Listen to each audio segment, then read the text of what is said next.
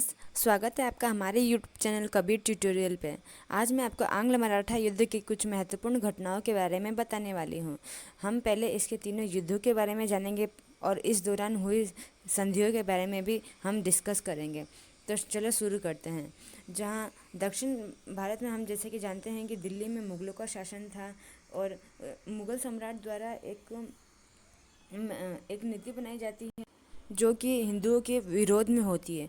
इसलिए दक्षिण भारत में बहुत सारे साम्राज्य का उद्भव होता है, जिसमें से एक साम्राज्य था मराठा का साम्राज्य, जो महाराष्ट्र में है। और इसके जो संस्थापक माने जाते हैं वह माने जाते हैं शिवाजी भोसले। शिवाजी भोसले ने मराठा साम्राज्य को संस्थापक बोलते हैं। और इनका जन्म हुआ था 1927 में तथा इनकी मृत्यु हुई थी 1980 में। इनकी पिता का नाम था शाहजी तथा इनकी माता का नाम था जीजाबाई। और इनके राजनीतिक गुरु थे, एक थे कोणदेव और एक थे आध्यात्मिक गुरु रामदास। तो हम इसे याद कैसे करेंगे? जैसे युद्धों में कोण तीर बाण आदि चलाए जाते हैं, उसी प्रकार राजनीति, तो राजनीति से संबंधित है कोण, तो कोण से हो गया कोणदेव।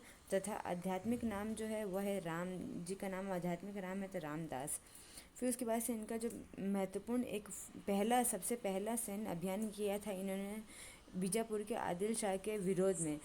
तो इसे हम याद रखेंगे कि बीजापुर के आदिल शाह के विरोध में इन्होंने पहला सैन्य अभियान किया था, जिसके तहत इन्होंने 1643 में सिंहगढ़ का किला जीता था और 1654 में इन्होंने पुरंदर का किला जीता था। तो हम इसे याद रखेंगे। जैसे कि 1627 में इनका जन्म हुआ था और उसके 16 वर्ष बाद, यानी जब ये 16 साल के थे, तब इन्होंने सिंहगढ़ का किला जीता था।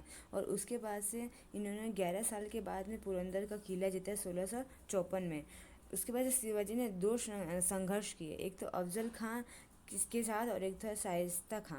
अफजल खान कौन था? तो ये बीजापुर का शासक था और इसने रणनीति बनाई थी कि मैं संधि के बहाने शिवाजी से मिलने जाऊंगा और उन्हें खंजर घोंप दूंगा। परंतु शिवाजी को इसकी रणनीति का पता था और इन्होंने लोहे का कवच पहन रखा था और इसे इसकी रणनीति में सफल नहीं होने दिया और अफजल खां का उनकी मृत्यु हो गई। 1659 में इन्होंने इसकी हत्या कर दी। उसके बाद से जो औरंगज़ेब का मामा था शाइस्ता खां, औरंगज़ेब शाइस्ता खां को मराठा के साम्राज्य में भेजता है और शिवाजी से संधि की बात करता है, परंतु शिवाजी इसे कई जगह से घायल कर देते हैं। 1643 में यह शिवाजी के पास आता है। फिर शिवाजी ने के द्वारा जो मतलब सूरत जो था वह उस समय सबसे प्रभुत्व वाला राज्य था। यहाँ पे सबसे अधिक बिजनेस के पॉइंट ऑफ व्यू से भी यह सबसे इम्पोर्टेंट था। और यहाँ पे जो मुग़ल साम्राज्य था, जो मुग़लों का शासन, वो यह उसके अंडर में था। तो सूरत पे इन्होंने लूट की थी 1664 में। और उसके बाद से इनके द्वारा पुरंदर की संधि की गई थी 1665 में, जिसके तहत जो कछवाहा राजा था जय सिंह, उसे ये 35 किले जीतते हैं, जिनमें से 23 किले इन्हें राजा जय सिंह को देने पड़ जाते हैं। फिर जब इनके पास सारा खजाना ख़त्म हो जाता है तो ये सोचते हैं कि मैं फिर से लूटूँ सूरत को। तो पहली बार जब इन्होंने लूटा था तो 1 करोड़ की संपत्ति वहाँ से लूट कर लेकर आए थे। दूसरी बार इन्होंने 1670 में सूरत को लूटा था। उसके बाद में हम जानेंगे जो है इन्होंने शिवाजी का राज्याभिषेक। ये सब जो घटनाएं हुई तब ये राजा नहीं थे, परंतु इन्हें सभी जो लोग थे वो इन्हें राजा ही मानते थे। परंतु इनका जो राज्य अभिषेक हुआ था वो हुआ था 1674 में। जो बनारस का जो प्रसिद्ध फेमस जो पंडित था उनका नाम था गंगा भट्ट। गंगा भट्ट जी ने इनका राज्याभिषेक किया था 1674 में। तो ये याद रखना सन कि इनका राज्याभिषेक कब हुआ था? तो 1674 में। और इनका जन्म कब हुआ था? 1627 में। और पहली इनकी विजय कब हुई थी? तो 1643 में। और इनका जो पहला सैन्य अभियान था वो किसके विरुद्ध था? तो आदिल शाह, यानी बीजापुर के आदिल शाह के विरुद्ध था। और इनका जो अंतिम अभियान था वह था कर्नाटक का अभियान, जो 1678 में हुआ था और यह सबसे अंतिम था। और इनकी जो अंतिम विजय थी वो था जिंजा का किला इनकी अंतिम विजय थी। उसके बाद से इनका 1680 में इनकी मृत्यु हो जाती है।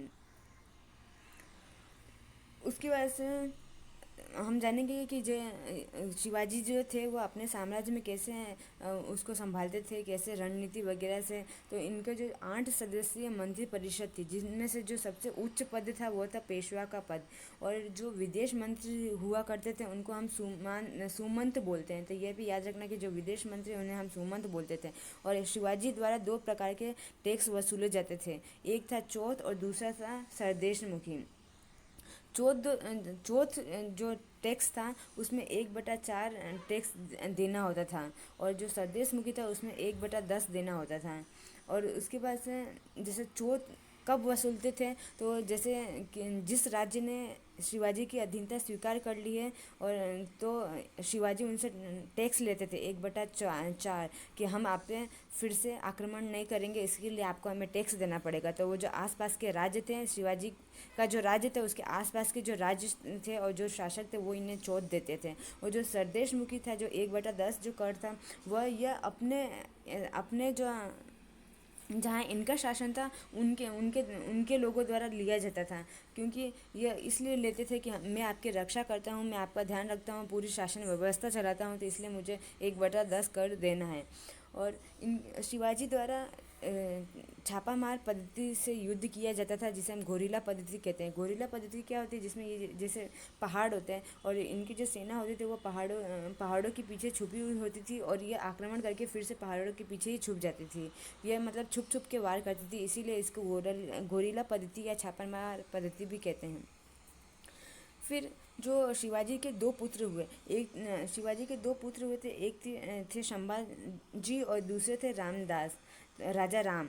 ठीक है, रामदास तो उनके गुरु थे। एक तो थे संभाजी और दूसरे थे राजा राम। राजा राम थे इनके छोटे पुत्र थे और संभाजी इनके बड़े पुत्र थे। तो संभाजी 1680 में शासक बनते हैं और 1689 में इनकी मृत्यु हो जाती है। ये इनके मतलब इनका जो पूरा परिवार था वो सभी इनके विरोधी थे, इसलिए इनको शासन व्यवस्था चलाने में बहुत ही दिक्कत हो रही थी। परंतु यह फिर भी शासन करते, लेकिन 1689 में जो अकबर है, जो औरंगज़ेब है, जैसे कि हम जानते हैं कि औरंगज़ेब दिल्ली का उस समय सम्राट हुआ करता था, और यह बहुत ही क्रूर राजा था, सबसे क्रूर राजा था। तो उसी का पुत्र था अकबर। अकबर जो था वो औरंगज़ेब का विरोधी हो गया था, इसलिए वो वहाँ से भाग जाता है और संभाजी उसको शरण देते हैं। संभाजी के शरण देने के कारण जो औरंगज़ेब है वो संभाजी के यहाँ आक्रमण कर देता है, और इनकी 1689 में मृत्यु हो जाती है। और यह जो है वह रायगढ़ को पूरी तरह से लूट लेता है, और इनका जो पुत्र होता है और इनके जो परिवार वाले होते हैं इन सभी को ये बंदी बना लेता है, जो औरंगज़ेब। ये भी याद रखना है कि जो संभाजी द्वारा जो प्रारंभिक राजधानी मराठों की बनाई गई थी वह थी रायगढ़, और जो दूसरी राजधानी मराठों के द्वारा बनाई गई थी वह थी सतारा। तो उसके जब उसके बाद से जब शासन व्यवस्था है वो राजा राम संभालने लग जाता है, परंतु राजा राम की मृत्यु हो जाती है। तो उसके बाद से जो राजा राम का पुत्र होता है शिवाजी द्वितीय, और शिवाजी द्वितीय बहुत ही छोटा होता है, तो उनकी जो माँ होती है ताराबाई, वो उनकी संरक्षिका के रूप में वहाँ की शासन व्यवस्था चलाती है। जो और जब रायगढ़ पर अकबर का आक्रमण होता है, जब रायगढ़ पर औरंगज़ेब द्वारा आक्रमण होता है, तो जो राजा राम होता है वह रायगढ़ से सतारा को अपनी राजधानी बना लेता है, और जो शिवाजी है वह वहाँ और ताराबाई द्वारा वहाँ पर शासक किए जाते हैं।